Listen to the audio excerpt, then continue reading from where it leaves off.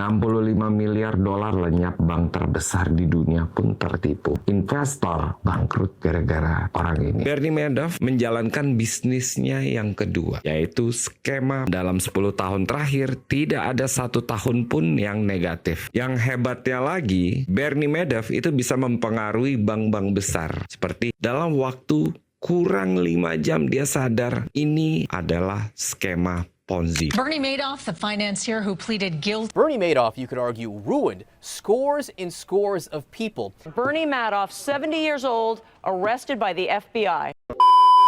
Musuh terbesar itu bukan ketidaktahuan, tetapi kepercayaan buta. 65 miliar dolar lenyap, bank terbesar di dunia pun tertipu. Investor bangkrut gara-gara orang ini. Ini kisah kelam Bernie Madoff, seorang penipu berkelas di Wall Street. Awalnya, Bernie Madoff adalah seorang pialang yang terhormat, bahkan mantan ketua Nasdaq. Dia membangun kerajaan finansial yang membuatnya disegani di dunia investasi. Tetapi di balik kesuksesan Bernie, dia membuat sebuah skema Ponzi terbesar sepanjang sejarah. Ini merupakan bukti nyata bahwa nggak semua yang kelihatan sukses itu benar-benar hebat. Kadang ada oknum yang paling dihormati, justru itu yang paling berbahaya. Mungkin teman-teman harus dengar dulu cerita ini, karena ini bisa jadi hidup lo selanjutnya bergantung pada keputusan yang lo buat hari ini.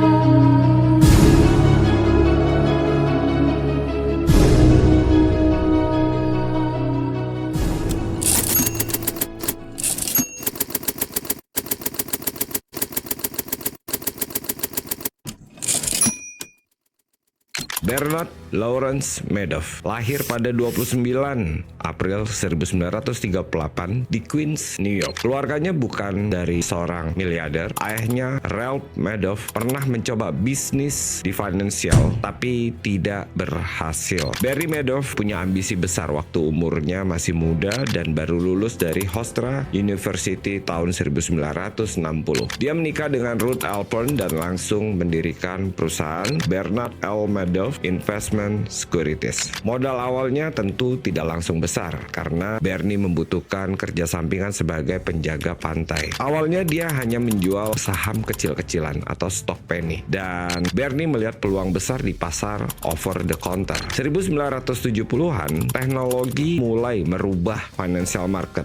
Madoff memanfaatkan ini dan dia membangun sistem perdagangan elektronik sendiri. Hasilnya dia jadi trending karena dia merupakan pelopor transaksi trading elektronik di saat itu, dan nggak heran di tahun 1990 sampai dengan 1993 Madoff langsung menjabat sebagai ketua Nasdaq. Orang saat itu semuanya mengagumi Bernie Madoff. Tapi di balik itu semua, ternyata Bernie Madoff menjalankan bisnisnya yang kedua, yaitu skema penipuan terbesar di dalam sejarah Wall Street.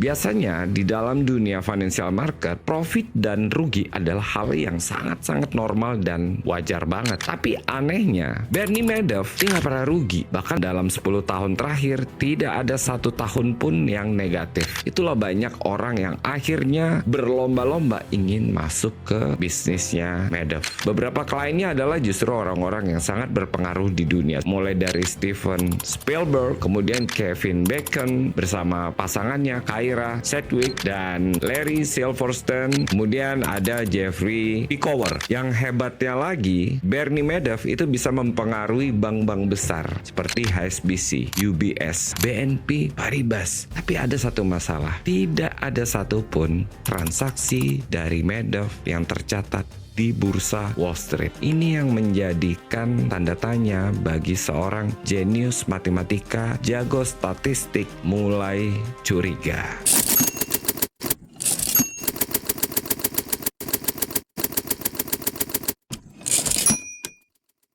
Pada tahun 1999, seorang analis keuangan bernama Harry Markopolos diberikan tugas oleh bosnya di Rampart Investment Management. Harry, ayo kita cari tahu gimana nih cara kita niru strateginya Madoff. Kalau kita bisa tiru strateginya, kita jual ini ke klien kita. Dia mencoba cari tahu bagaimana Barry Madoff bisa menghasilkan return stabil setiap tahun. Dan setelah mencoba berbagai metode, dalam waktu kurang 5 jam dia sadar ini adalah skema Ponzi. Lalu dia beritahukan bosnya, tapi seperti kebanyakan orang gak percaya. Madoff ini orang yang dihormati, terlalu besar untuk sebagai penipu. Tapi Markopolos yakin ini hanya soal waktu.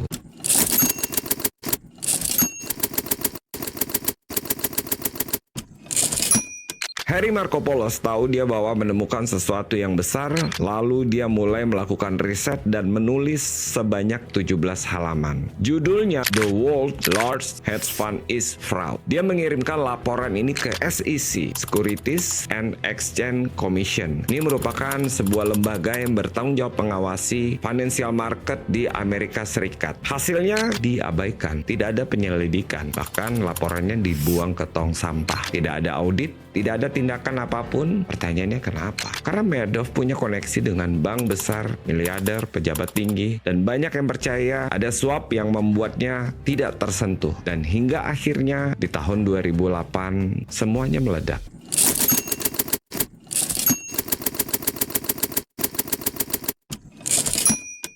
Tahun 2008 terjadi krisis keuangan. Lehman Brothers bangkrut, pasar saham anjlok, investor panik. Bank-bank besar menarik uang mereka dari mana aja, termasuk dari company-nya Madoff. Tapi ada satu masalah, ternyata uang itu nggak ada. 6 Desember 2008, Barry Madoff terpaksa mengumpulkan keluarganya dan mengaku, ini semua bohong, saya menjalankan skema Ponzi. 11 Desember 2008, anak-anak dari Barney melaporkan ke FBI. Hari itu juga, Barry Madoff ditangkap di apartemennya di Manhattan dan akhirnya Barry Madoff dihukum penjara selama 150 tahun. Dia menghabiskan sisa hidupnya di Butner Federal Prison, North California sebelum meninggal pada 14 April 2021. Kebayang ya, miris banget seorang legenda Wall Street mati sebagai seorang penipu.